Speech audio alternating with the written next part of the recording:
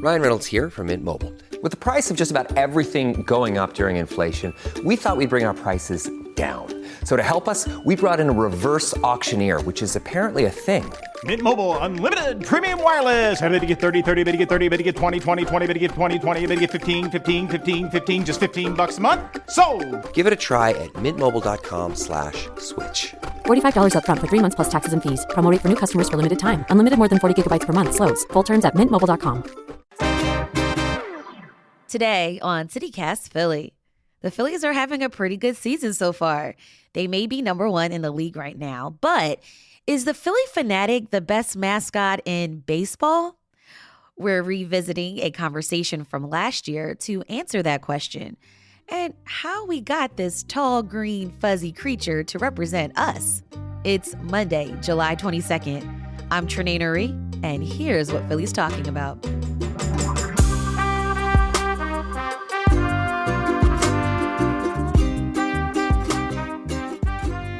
AJ Mass, you're a writer and editor at ESPN and the author of the book, Yes, It's Hot in Here, which chronicles the history of mascots. And you yourself were a mascot. You were Mr. Met for the New York Mets. So as the expert of mascots, how did Philly end up with a green giant creature from the Galapagos as its mascot? Well, you have to go back to, I think, the mid-'70s. And San Diego, of all places. The San Diego, there was a radio station out there that wanted to advertise its music, its concerts, ticket giveaways, Easter egg hunts, things like that. Mm-hmm. And it bought a chicken suit. And it said, let's get a guy, put him in the chicken suit, and have him running around all of San Diego handing things out. We'll generate some buzz. It seemed like a dumb idea. Probably was a dumb idea, but for whatever reason, they hired this college kid named Ted Giannoulis, who jumped in the suit and was born to be a mascot. And he started making a deal with them, like, hey, why don't I go to the baseball games, like the football games here in San Diego? I'll get me in for free. I'll represent the radio station, and I get to see the games, and you get a little publicity. You don't even have to pay me for these things. I'll just do my own thing. Within a year, everyone is talking about the San Diego chicken. The San Diego chicken. Oh my God, look at the San Diego chicken. The radio station tried to get rid of Ted, fire him. They thought, he was not necessarily representing the radio station anymore and he was kind of doing it for himself. And in fairness, he was.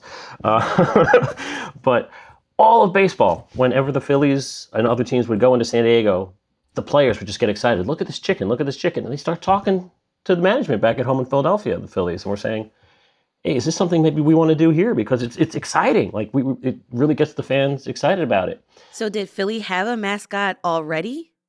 Yes and no. They had Phil and Phyllis, which were these they used to be on the logo, like these colonial looking people. They brought out these giant porcelain paper mache type things on the field before the game just to stand there. It wasn't a character. It was just more like a prop. A set piece. You can still see them today. They used them for about a year, and they're actually at Storybook Land in Atlantic County, New Jersey. They're way in the back. You can see the original Phil and Phyllis there. Okay. But it wasn't a mascot per se. But the team was like, you know what? We can try it out. Maybe we don't want to do it the way San Diego does it because, again, Ted as the chicken was a little more aggressive and of the time, very misogynistic. One of the big things out there with all the sailors in San Diego, they would love it to see a girl's tank top be pulled up. Ha ha ha. Oh, I see. Ugh, cringy.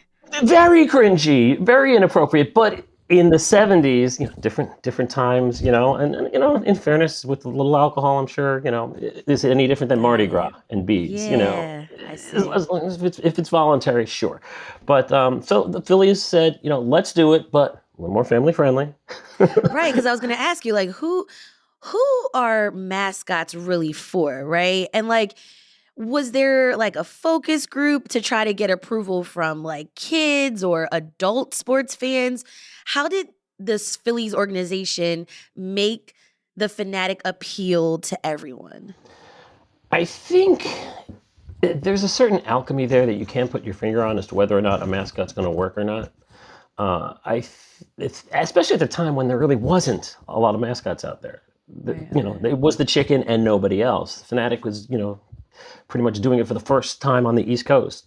It kind of is for the kids in many ways, and whoever is in the mascot suit has to understand that, the grown-ups are there to drink, to have a good time, to let off some steam, to watch the baseball. The kids are probably there to see the mascot, and you have to be very aware of that. But at the time, it was more just like, let's just entertain. The team did not have a plan. Dave Raymond has told me that when he got in the costume for the first time, he actually knocked on Bill Giles' office door and said, what do you want me to do? No one told me what you wanted me to do. They were like, have fun? It basically was very much a steep learning curve. And I think the successful mascots, of which the Phanatic is one of the most, you sort of take on the personality of the city that you're in. I don't think the Phanatic would work in other cities. I think his attitude is very Philadelphia. Yeah, and for our listeners, Bill Giles was a Phillies leader and part owner at one point. So Philly sports fans are very passionate. And what was their reaction to the Phanatic when it first came on scene? Philly Phanatic did not come out on opening day. Came out, mid to late April. So the season already started and everything. It was more like not a lot of fanfare, not even a name at the time. No one knew what he was at the time. A lot of people on the first day thought he was just an over-exuberant fan who had made his own costume and just showed up. And I think a lot of that is that plausible deniability. If he's really awful, then the team is like, well, we don't know who that was. Right. And then bury the costume way beneath the vet. But I just think the fans just immediately reacted to how Dave Raymond performed in the suit. There was a lot of disco and dancing to it because it was the 70s. And it was definitely a feel for a renegade attitude. The mascot in all sports, but specifically in baseball, the team doesn't see the mascot as part of the team because he's not, but the fans see him as part of the team because he gets to go on the field and he gets to interact with the players. So kind of a mascot is this dichotomy, kind of exists in both worlds, but also in neither. And so it's a way for the fans to feel like they're part of the team. And if the team's losing, they can punch the mascot because they can't punch the players. And if the team is winning, they can touch the mascot and rub and high five with the mascot and feel like they're interacting with the team itself. So I think it serves a very cool and unique purpose. More on this story after the break.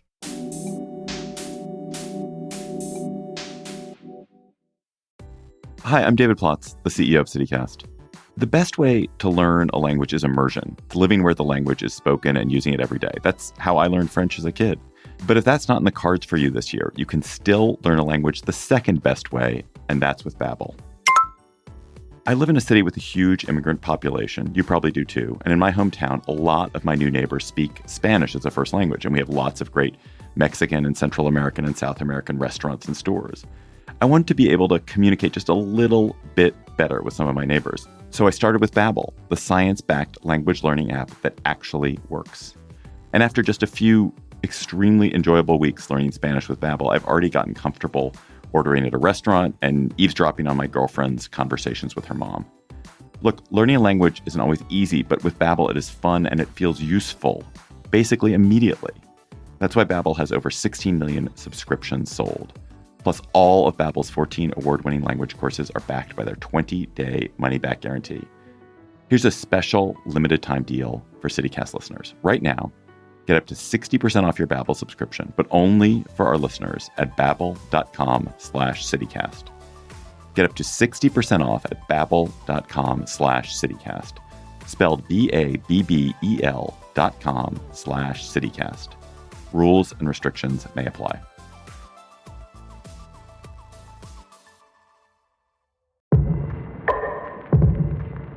Do you ever worry about how easy it is for strangers to get your personal information on the internet? Every day, data brokers collect and sell your personal information to third parties, from your social security number and address to your health and financial records. And this data can wind up in the hands of scammers, insurance companies, banks, and the government to target you. If you want to keep this from happening, check out Incogni. That's INCOGNI. It takes just 3 minutes to set up, and it'll scrub your personal information from more than 180 data brokers and people search websites. There's also a 30-day money-back guarantee.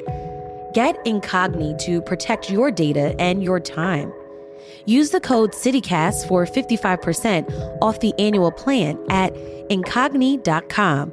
Again, that's INCOGNI.com. So, I mean, it's safe to say that the Phanatic experiment definitely worked. So, how did, I guess, the influence of the Phanatic really influence how other organizations create their own mascots? Generally speaking, everyone from that point forward was trying to copy either the Chicken or the Phanatic, and probably the Phanatic. I don't think anyone's done it quite as well as Philadelphia. I mean, Philadelphia organization is a gold standard in terms of how they handle their mascot. I'm so jealous that, both Dave Raymond and Tom Burgoyne have been able to work with the Phillies, and the fact that those are the only two names on that list speaks to the longevity and the loyalty of the organization towards the mascot. Right, and Dave and Tom wore the Phanatic suit. Yeah, and Pittsburgh tried to create the Pirate Parrot shortly after the Phillies, brought Dave Raymond in to kind of help train their mascot.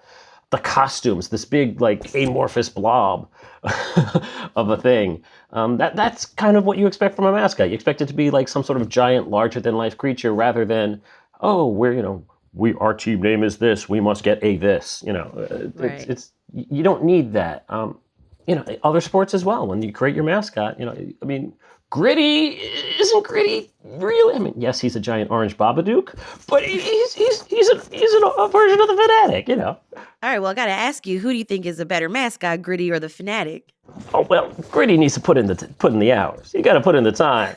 Okay. In fairness, Gritty should not have worked. Not have worked, and certainly not as quickly. It takes time to develop a mascot that has that personality and everything. I think the negative reaction to Gritty out of the gate by everybody else kind of galvanized the whole city to say, "Oh, you don't like Gritty? Well, we love Gritty. We'll show you." I think that helped. I think Gritty's fantastic. It was surprising even to Dave Raymond, who helped create the character. It was surprising how quickly it caught on. Interesting. And I got to shout out Franklin the dog for the Sixers. And there's an example, like it's a dog. Like it doesn't quite work. Okay. Look, the mascots in basketball it's a completely different, pardon the pun, animal. Look, baseball, it's a sport where there's a lot of downtime. Even with the pitch clock now, there's a lot of downtime, and there's interaction with the fans, and there's, fans don't mind interacting with somebody in between innings, even in between pitches. Hockey and basketball, there's a lot of action on the court, on the ice, and with basketball, they are not just interacting, they are doing the gymnastics and the dunks and the flips and everything. And there's a reason why a good number of the professional NBA mascots come from Arizona State Gymnastics. Like, there's a reason. They got to do flips and do the dunks and all those stunts. You don't do that in baseball. In baseball, you stick your hand out for a handshake and then quickly switch to the other hand and then switch to the other hand, and the kid laughs. You're golden. I love when the Phanatic shakes his belly and goes woo woo. That's my favorite part. Or the tongue that shoots out. Yes, yeah, that long red tongue. there are quirks to the mascot, the Philly Phanatic, that are uniquely the Philly Phanatic. And again, it comes down to it's not the costume per se, but it's what the performer can do with the costume that becomes part of the character. And one of the major reasons the Phanatic has been so successful is it was Dave Raymond from the get-go till 93, and then Tom took it over in 94 and has been doing it ever since. So, you get that kind of continuity and character. It shows, and it shows in the performance. It's a lot different from these other organizations, some of them who say, okay, interns, who draws the short straw? Oh, you get to be Fredbird today. That's no way to run an organization or a mascot who is the single most important PR tool at a team's disposal, and yet you're going to put some, college intern in the suit? I don't get it. Why do you think mascots like the Phanatic are so enduring in our city? I think Philadelphia in particular, the Phanatic came around and the team started winning, and that certainly helps accelerate the beloved nature of it. But it's also, you're really rooting for laundry when you root for a baseball team. What do you mean by that? I mean, players get traded, and now they're no longer the person you root for. Players retire. I may go to the game today and take, my kid with me. None of the players from when I grew up are still part of the team. It's a completely, but the Phanatic's still there. The Phanatic is still there. It's the same Phanatic doing the same stuff and the same traditions. Mm-hmm. And that matters. That's part of it. That's something that you can share. So when, if you are an 8-year-old kid going to Phillies games in the late 70s, you can share that same feeling with your kid when you take him today, even though Tug McGraw is not pitching anymore. Mm-hmm. It's that kind of, I get it. The Phanatic. What does it say about Philly as to why we love this green creature so much? I think it's the attitude. The Philly Phanatic, from the get-go, was that kind of in-your-face, take no prisoners kind of mascot, ball of energy. Way too big for the costume, way too big for the stadium. Just barreling through and saying, you're not going to stop me. You are not going to stop me. And that's kind of the energy of the city. I'm from New York originally. I'm a New Yorker. But I recognize the energy of Philadelphia when I go and visit the city. And it's its own unique thing. All right. That's AJ Mass, writer and editor at ESPN. Thanks so much for joining me on CityCast Philly. My pleasure. It was a hoot.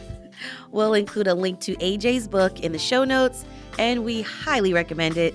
It's really funny and informative.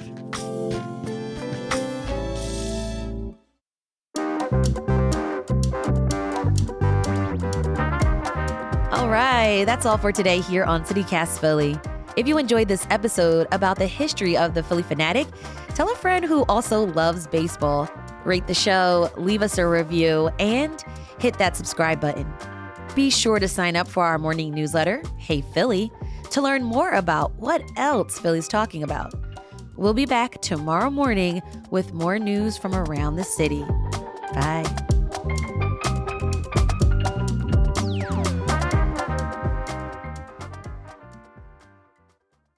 I was Chucky at Chuck E. Cheese.